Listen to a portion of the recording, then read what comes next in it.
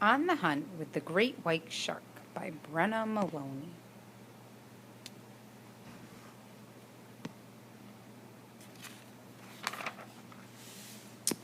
A single dark gray fin pierces the water at False Bay. It's a clear morning near Cape Town, South Africa. The fin belongs to a 1,000-kilogram male great white shark.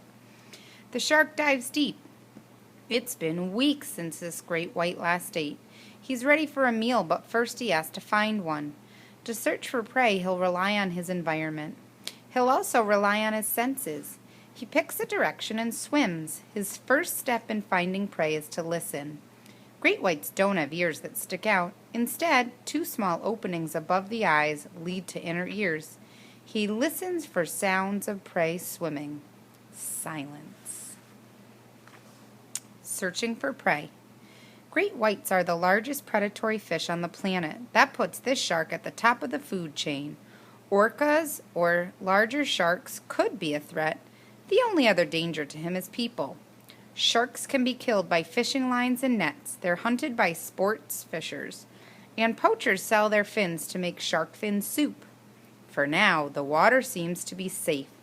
The shark keeps hunting, but the ocean seems silent. So the great white must use another one of his senses to continue hunting. Catching a scent.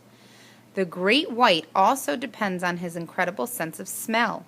He can smell a single drop of blood in 10 billion drops of water.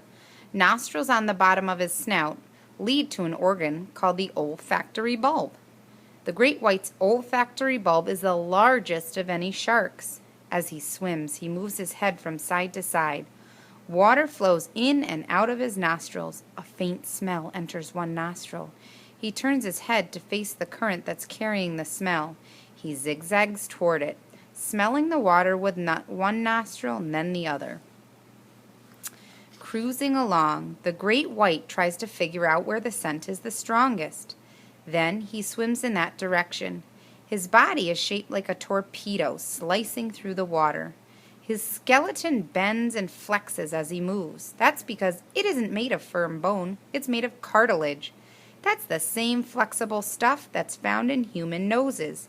He swims easily by swimming his back fin from side to side.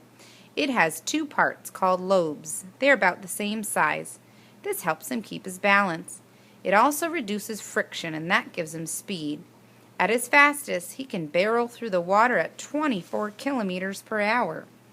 The caption says this great white may have caught the scent of an injured seal. Page 6. Getting closer. The great white shark is swimming in the direction of a small rocky island. Seal Island is about 500 meters away. It's named after the large Cape fur seal population that lives there. The smell of seal blood is now getting stronger. One of them must be injured. A great white can hear seals in the water too. There's also another way the shark knows seals are there. He can feel them. Great whites have a strong sense of touch through their lateral line. The lateral line is a system of tubes just beneath the skin. Two lines run the length of his body on both sides. These tubes are filled with hair-like nerve endings that pick up vibrations caused by movement or by sound. They can help the shark detect prey from as far as 250 meters away. And closer. The great white speeds up. Now he is close enough to see the seals. His eyes are sensitive. His lenses are up to 7 times more powerful than a human's. His eyes are divided into two areas. One is adapted for day vision. The other is for low light and night. On this cloudless day, he can easily spot a colony of seals in the water. One seal has a tiny cut on one of its flippers. The shark has found what he is looking for. Most great whites crave fatty blubber. A large seal could be as much as 50% fat. This makes a good meal. The great white can see the seals, but they can't see him. From above, his dark back is almost invisible against the dark ocean bottom, and from below, his white belly is hard to see against the light sky. This caption says the great white bursts through the surface of the water as he tries to catch his prey. making his move. He is swimming low in the water now. A small cluster of young seals is splashing above him. Blood oozes from one pup's tiny scratch. That's what the shark has been smelling. This seal is the perfect prey for him. Young seals have less experience defending themselves against predators. It's time for the shark to make his move. He pushes forward with his back fin and he gathers up speed as he nears the group. Suddenly he springs up, breaking the surface of the water. He opens his mouth, revealing rows of jagged teeth. The injured seal leaps out of the water to avoid the shark. In midair, the seal turns back. He swipes at the great white's eyes with his sharp claws. The great white rolls his eyes backward to protect them. He can still see by using another of his senses. In for the kill. All animals give off electric signals through their muscles and nerves, and sharks can pick up on these signals through small holes on their snouts. It's called electroreception. Sharks, the duck-billed platypus of Australia, and a few other animals are thought to have this sense. A shark could pick out a single heartbeat from 1 meter away, so even with his eyes closed, this shark knows exactly where his prey is. The shark's jaws snap shut and they narrowly miss the seal, and the seal dives back in the water to get away. Shark follows. He opens his mouth again and his jaws move forward as his head moves back. The lower jaw strikes first, stabbing the seal, and then the upper jaw clamps down. He holds the seal locked in his jaws and shakes his head from side to side.